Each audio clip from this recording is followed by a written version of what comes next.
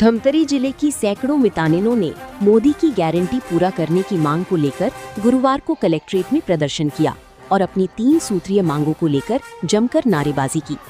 उनकी मांग है कि उनके मानदेय में 50% वृद्धि की जाए, राष्ट्रीय स्वास्थ्य मिशन के अंतर्गत उनका सिविलियन किया जाए और ठेका प्रथा बंद करने की मांग की है।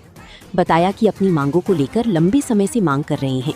कहा कि चुनाव के वक्त बीजेपी ने मोदी की गारंटी के तहत उनकी मांगों को पूरा करने का भरोसा दिलाया था, लेकिन चुनाव 3 साल होने को है।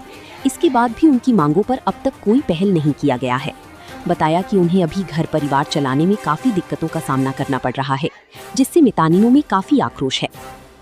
हम यहाँ इसलिए आए हैं, 2024 के चुनाव में मोदी सरकार ने घोषणा किया था कि हाँ, आप हमको चुनाव जिताओ, हम आपको एक बोले थे कि एनएचएम मिलेंगे, सिविलियन करेंगे करके, और आपका ना जो हम लोग को क्षतिपूर्ति देते हैं मानदेय वो 11% बढ़ाएंगे करके, 50% करेंगे करके।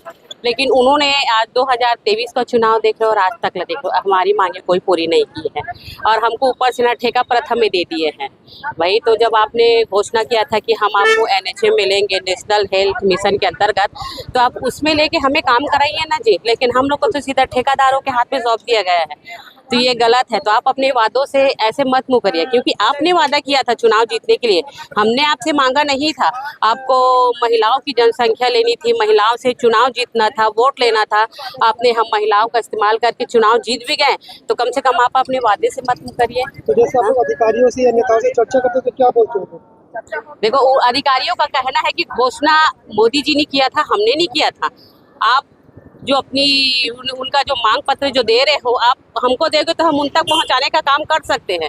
जो हमारा ऑफिशियल वर्क है वो हम कर देंगे, लेकिन घोषणा तो मोदी जी ने किया था ना। तो आप जाके क्या मोदी जी से डायरेक्ट मिलोगे?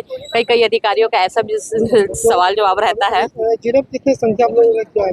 देखिए, हमारे यहाँ जिले में लगभग ना 1800 से 2000 की संख्या में मितानिन है, हेल्प डेस्क है, एमटी है, बीसी है, और पूरे छत्तीसगढ़ प्रदेश में 75 से 80 हज़ार के आसपास मितानिन है। अगर मांगे पूरी नहीं तो फिर आगे आप लोग क्या करोगे?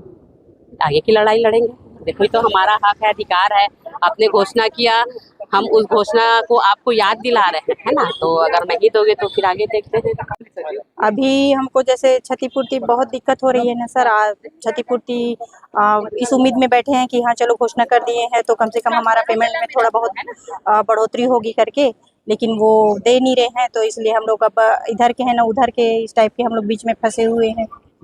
तो भी घर परिवार चलाने में दिक्कत हो रही है।